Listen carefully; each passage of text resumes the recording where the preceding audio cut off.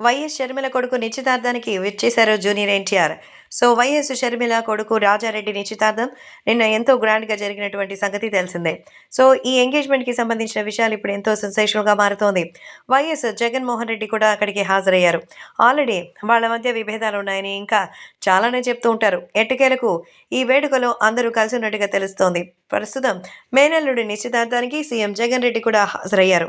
So, YS Sharmila కుమారుడు YS Rajareddy వివాహం అట్లూరి ప్రియతో జరగనున్న సంగతి తెలిసిందే.